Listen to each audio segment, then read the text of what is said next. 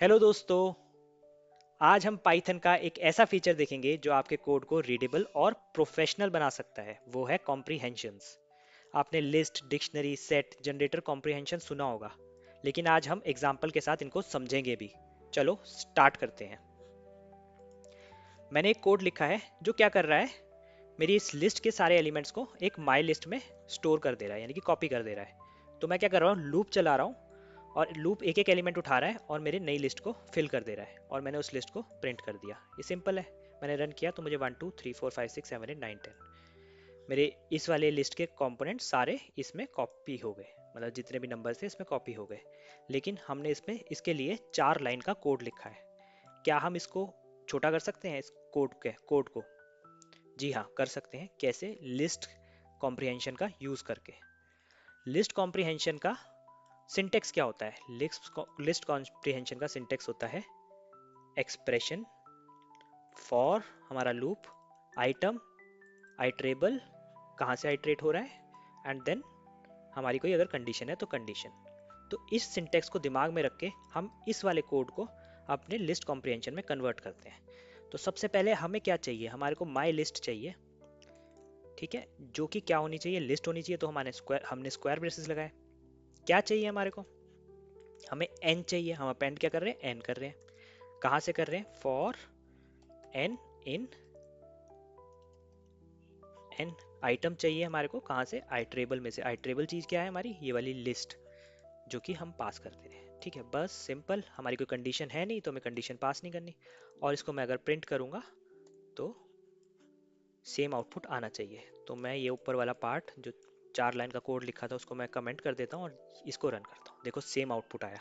तो एक देखो, सिंगल लाइन हो गया है। ये कितना प्रोफेशनल और रीडेबल बन गया है। इसको बिगनर भी देख के आराम से समझ जाएगा कि ये क्या कर रहा है। तो ये कोई कंफ्यूजन भी नहीं क्रिएट कर रहा और आपके कोड की लेंथ को भी छोटा कर दे रहा है। ठीक है, तो ऐसे ही हम और एग्जांपल लेते हैं थोड़ी क्लैरिटी के लिए। यहाँ पे मैं स्क्वायर कर रहा हूँ उन्हीं नंबर्स का जो लिस्ट में मैंने पास करे थे 1 to 10 तक के, और उसको मैं एक लिस्ट में स्टोर कर दे रहा हूँ। तो मैं ये फटाफट से आपको चला के दिखाता हूँ। तो मेरे को हर नंबर का स्क्वायर मिल गया है, 1 4 9 16 25 एंड सो ऑन। अब मुझे सेम लिस्ट कॉम्प्रिहेंशन से करना है तो मैं क्या करता, अब आप साथ साथ कर सकते हो। स्क्वायर्स, आपने लिस्ट का वो ब्रेसेस लगाए, आपने स्क्वायर ब्रेसेस यूज करे। अंदर आपको क्या चाहिए? आपको चाहिए एन इंटू एन, स्क्वायर चाहिए। एन इंटू एन चाहिए। कहाँ से चाहिए? फॉर एन इन नम्स का क्या आइटरेबल क्या है मेरा? ये आइटम एक एक निकालेगा और उसको स्क्वायर करता जाएगा और उसको लिस्ट में स्टोर कर देगा। सिंपल। अब मैं इसको प्रिंट कर दूंगा, स्क्वायर्स। ऊपर वाले पार्ट को मैं कमेंट कर देता हूँ और मैं इसको रन करता हूँ तो मेरे पास आउटपुट आ गया। देखा कितना छोटा सा हो गया हमारा कोड। तो ये कितना प्रोफेशनल लग रहा है। अब और देखते हैं एग्जाम्पल। अब कंडीशन के साथ देखते हैं एक एग्जाम्पल। ऊपर वाले पार्ट को मैं सारा पहले कमेंट आउट कर दूं कि कंफ्यूजन ना हो। अब मैंने एक कोड लिखा है इवन नंबर को निकालने का, कि एक लिस्ट में मैं इवन नंबर स्टोर करूंगा इनमें से। तो इवन नंबर के लिए मुझे कंडीशन सेटिस्फाई करनी पड़ेगी। अगर वो सेटिस्फाई हो जाएगी तो मैं उसको अपेंड कर दूंगा इस लिस्ट के अंदर, और लास्ट में वो लिस्ट प्रिंट करा दे रहा हूँ। तो मैं आपको एक बार इसको रन करके दिखाता हूँ। तो मेरे पास जितने भी इवन नंबर्स थे इस लिस्ट में वो प्रिंट हो जा रहे हैं। अब मैं इसको लिस्ट कॉम्प्रिहेंशन से करता हूँ, तो आप भी साथ साथ करो। इवन्स लिस्ट होगी, क्या वैल्यू चाहिए? इस समय मुझे एन चाहिए, कोई स्क्वायर या कुछ तो नहीं करना, सीधा मुझे वैल्यू ही चाहिए होगी। तो डायरेक्ट वैल्यू चाहिए। कहाँ से चाहिए? फॉर एन इन नम्स चाहिए। अच्छा, कोई कंडीशन है? हाँ कंडीशन है। कंडीशन क्या है? एफ एन मॉडुलस 2 जो है इक्वल टू 0 होना चाहिए। ये मेरी कंडीशन थी। बस वो सब मैंने इसके अंदर डाल दिया है। अब मुझे इतने से बड़े कोड की जरूरत नहीं है। अब मैं प्रिंट करूंगा और इवन्स पास कर दूंगा एंड आप देखोगे आपका आउटपुट 2 4 6 8 10 आ गया। ठीक है, तो ये हुआ हमारा लूप पर प्लस कंडीशन के साथ हमारा लिस्ट कॉम्प्रिहेंशन। अब हम एक एग्जांपल और लेते हैं नेस्टेड लूप का, तो और थोड़ी आपको क्लैरिटी आएगी। अब मैंने एक छोटा सा प्रोग्राम लिखा है जो कि क्या करता है, मेरे इस लेटर्स, इस स्ट्रिंग में से लेटर निकालेगा और एक और नम निकालेगा रेंज से। यहाँ पे रेंज का मतलब होता है हमारा ये हमारे को आउटपुट कुछ इस तरीके से दे रहा होगा, रेंज फंक्शन 0 1 2 3, क्योंकि हमने यहाँ पे 4 पास किया तो यहाँ पे 4 तक के हमारे को वो मिलेंगे, लिस्ट में एलिमेंट्स मिलेंगे। और हमने क्या किया, एक टपल को इस लिस्ट में, पेयर्स नाम की लिस्ट में अपेंड कराया है और उसको प्रिंट कराया है। मैं आपको रन करके दिखाता हूँ क्या आउटपुट आ रहा है, मैं क्या कहना चाह रहा हूँ। वो एक लेटर ले रहा है इसमें से और एक नंबर ले रहा है मेरी लिस्ट से, उनका टपल बना रहा है, तो ऐसे ही वो 4 बार बनाता है, A0 A1 A2 A3, ऐसे B0 B1 B2 B3। ये सिंपल मेरा नेस्टेड लूप का एग्जाम्पल है। अब इसको मेरे को लिस्ट कॉम्प्रिहेंशन में कन्वर्ट करना है, तो मैं क्या करूँगा, मुझे क्या चाहिए, पेयर्स चाहिए। ओके, देन लिस्ट का साइन डाला। क्या चाहिए हमारे को, टपल चाहिए इस बार। टपल किसका चाहिए, लेटर का चाहिए और नम का चाहिए। लेटर कहाँ से आएगा, for letter in A B C D। और मेरा नम कहाँ से आएगा, फॉर नम इन रेंज 4। अब मैं इसको कमेंट कर देता हूँ इस पार्ट को और यहाँ पे पेयर्स को प्रिंट कर देता हूँ। मैंने रन किया और आप देखो सेम आउटपुट मेरे पास आ गया।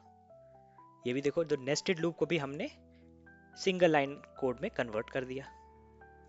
ठीक है, अब हम देखते हैं डिक्शनरी कॉम्प्रिहेंशन का एग्जाम्पल।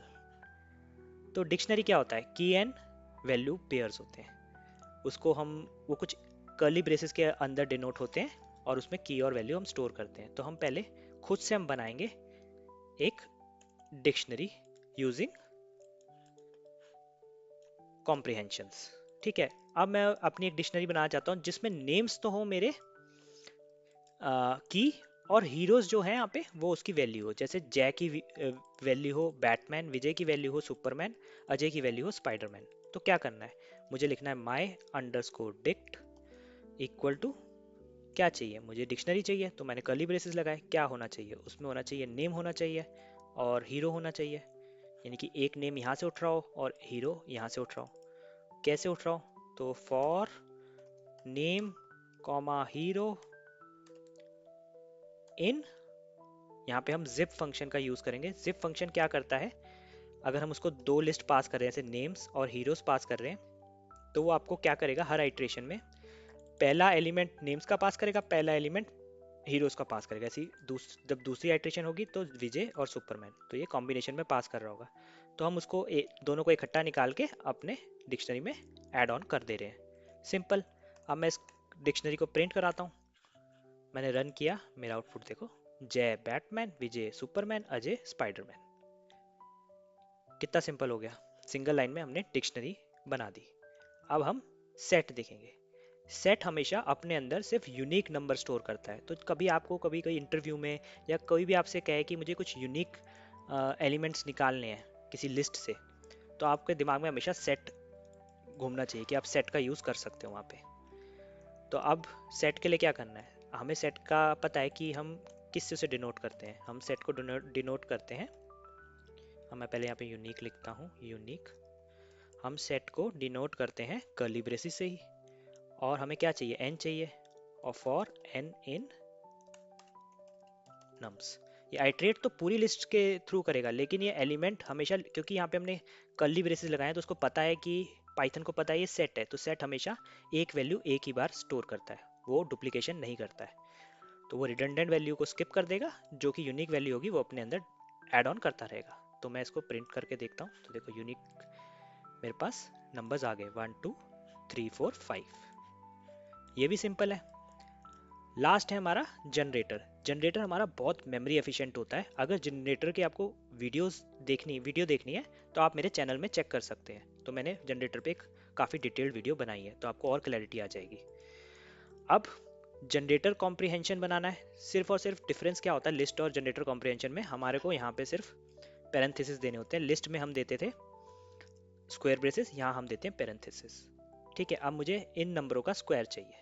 ठीक है, तो मैंने क्या लिखा, मैं दोबारा से इसको लिखता हूँ, my underscore gen equal to parenthesis n into n, मुझे स्क्वायर चाहिए, फॉर एन इन नम्स।